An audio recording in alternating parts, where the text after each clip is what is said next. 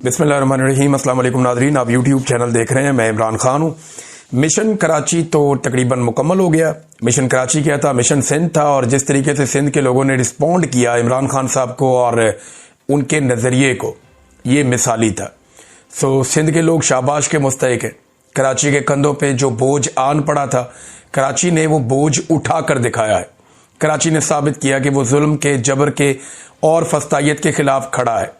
एक ऐसा दौरा जिसमें सिर्फ चंद मुलाकातें थी, एक ऐसा दौरा जिसमें सिर्फ चंद स्ट्रीट मूवमेंट की बातचीत थी या लोगों से हल्की फुल्की इंटरेक्शंस थी, वो दौरा बड़े बड़े जलसों में तब्दील हो गया और फिर एक इतने बड़े जलसे के साथ इख्तिताम पजीर हुआ कि सबकी आंखें खुली की खुली रह गई। कुछ मनादिर तो अब सामने आए हैं। जैसे जैसे सोशल मीडिया पे तस्वीर और वीडियोज आ रही हैं जो आम लोगों ने बनाई थी, वैसे वैसे पता चल रहा है कि कितनी बड़ी तादाद में लोग कहां कहां से निकल कर आ गए और कितनी बड़ी मोबिलाइजेशन हुई है कराची में, सिंध में। तो ये एक बड़ी तैयारी है जो पाकिस्तान तहरीक इंसाफ को लेकर जाएगी स्ट्रीट मूवमेंट की जगह पे।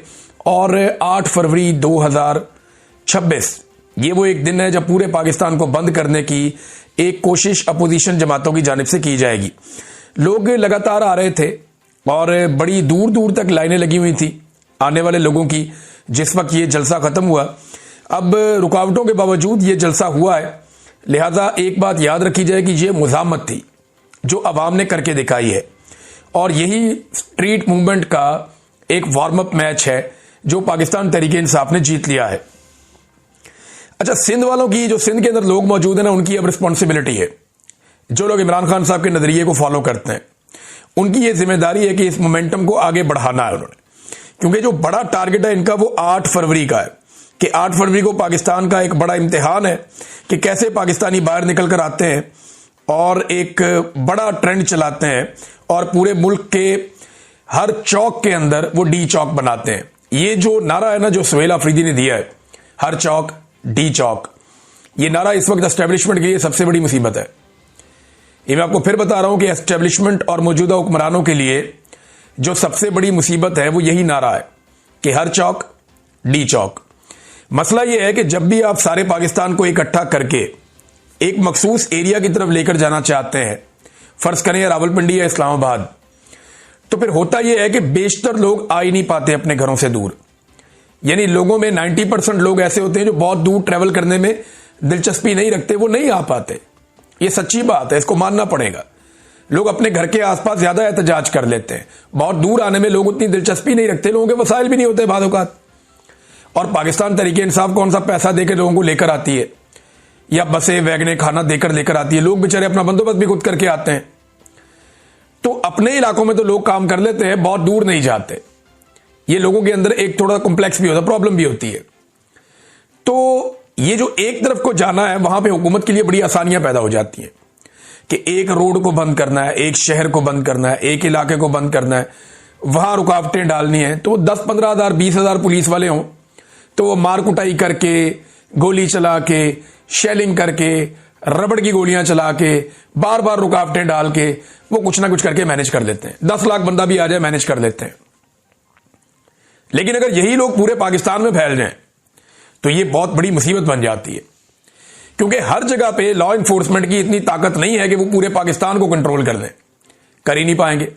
पाकिस्तान में तादाद ही बहुत कम है और आम आदमी के साथ हर गली मोहल्ले में लड़ना ये पुलिस के या किसी सिक्योरिटी फोर्स के बस की बात नहीं है।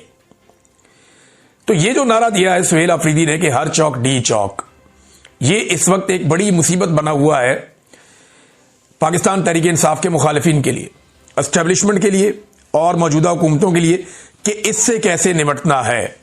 इससे निपटने का एक तरीका है कि पहले इतना खौफ फैला दें और पहले ही ऐसे इकदाम किए जाएं कि ये मोमेंटम बने ही ना। लेकिन अब जो कुछ हुआ अब तक, चाहे उसके लिए जिम्मेदार कोई भी है, कुछ टाउट्स कुछ अजीबोगरीब बातें कर रहे थे, मैं आपके सामने रख देता हूं अभी। यानी एक को मैं ये भी कहता हुआ सुन रहा था कि क्योंकि पीपल्स पार्टी ने सियासी सरगर्मियों की कुछ इजाजत दी थी, लिहाजा पीटीआई को उन पर तनकीद नहीं करनी चाहिए थी, तो उन्होंने जनाब तनकीद कर दी तो उनको भारी पड़ गया। ये अब कुछ लोग कह रहे हैं, तो ये भी बात गलत है। देखिए, जब जब कोई अपोजिशन कोई भी पॉलिटिकल एक्टिविटी करती है तो हुकूमत के खिलाफ ही करती है ना। ऐसा तो कभी नहीं होगा कि खैबर पख्तूनख्वा में जाके नून लीग जलसा करे या खैबर पख्तूनख्वा में जाके पीपल्स पार्टी जलसा करे तो वो सुहेल आफरीदी और इमरान खान की वहां तारीफें करे इसलिए कि उनकी हुकूमत ने एनओसी दे दिया उनको वहां जलसा करने का। ऐसा तो नहीं होता। अपोजिशन ने, यानी इन लोगों को ना जमहूरियत की अलिफ बे भी नहीं पता। ये बेचारे टाउट टाइप के लोग हैं, जर्नैलों से खबरें लेके चलाते हैं, बल्कि उनके बिहाफ के ऊपर पाकिस्तानी कौम को धमकियां भी लगाते हैं। अपनी औकात इनकी दो चपेड़े खाने की नहीं है और ये धमकियां लगाते हैं जर्नैलों के बिहाफ के ऊपर कौम को। और इनको छुपने की जगह भी नहीं मिलेगी जिस दिन कौम ने मुड़ के इनकी तरफ सिर्फ घूरी डाली। इनको लग पता जाएगा, ये सामना नहीं कर सकेंगे पाकिस्तानियों का, मैं ये अच्छी तरह जानता हूं। तो कह रहे हैं जनाब क्योंकि पीपल्स पार्टी को ना थोड़ा सख्त जुबान में इस्तेमाल कर दिया। भाई अपोजिशन का काम ही ये होता है कि तनकीद करना हुकूमत के ऊपर, और जमहूरियत उनको इजाजत देती है, आइन उनको इजाजत देता है कि वो सियासी सरगर्मियों में हिस्सा लें। अगर पीटीआई को सियासी सरगर्मियां करने की इजाजत दी जाती सिंध के अंदर और खुली इजाजत होती है पंजाब के अंदर, तो ये किसी का एहसान नहीं था, ये पाकिस्तान का आइन और पाकिस्तान का कानून था। रोकना जुल्म है, इजाजत देना एहसान नहीं है, वो नॉर्मल है। देखिए पीटीआई के दौर में कितने लोग आए लॉन्ग मार्च लेकर इस्लामाबाद, कितने लोगों को कत्ल किया गया। सवाए तहरीके लब्बैक का एक इवेंट हुआ, उसमें मार कुटाई हुई, उसके अलावा कौन है? फजलुर रहमान साहब भी आ गए, नून लीग भी आ गई, पीपल्स पार्टी भी आ गई। ये अपने अपने कंटेनर लेके पहुंचते रहे इस्लामाबाद में, क्या प्रॉब्लम हुआ? कुछ नहीं, वहां आके बैठे भी रहे। इमरान खान के दौर में जिसका जहां दिल करता था जलसा कर लेता था, वो रुकते भी नहीं थे। सिर्फ कोरोना के चंद दिनों में एसओपीज के तहत इन्होंने मना किया था कि अभी जलसे ना करें, लोगों को इकट्ठा ना करें, ये वबा फैल जाएगी। उसके अलावा तो कभी रोका नहीं, सब जलसे करते थे। तो इमरान खान कोई एहसान नहीं कर रहा था फजलुर रहमान पे या नवाज शरीफ पे या मरियम नवाज पे या बिलावल पे या जरदारी पे, नहीं कर रहा था। वो कोई एहसान नहीं था, वो एक आइन और कानून के अंदर एक इजाजत है जो सबको होनी चाहिए। अगर कोई रोक लेता है ताकत के बलबूते पे तो वो ज्यादती है, और पीएमएलएन ने और पीपल्स पार्टी ने ज्यादती की है एस्टेब्लिशमेंट के साथ मिलकर।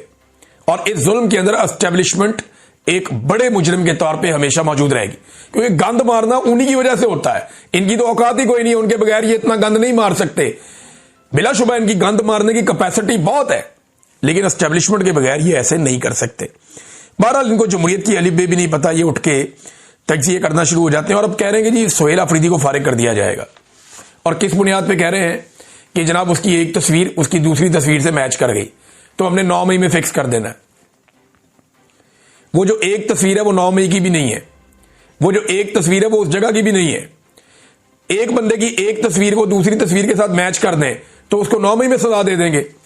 मैं आपको अपने मोबाइल में से निकाल के अपनी 2 फोटोज दे देता हूं, आप दोनों दे दें फोटोज, और दे के लाहौर फोरेंसिक लैब वालों से कहें कि जनाब इसको बताएं ये एक ही बंदा है, वो आप कहेंगे जनाब एक ही बंदा है, तो क्या इसकी बुनियाद के ऊपर मुझे 9 मई में फिट कर देंगे?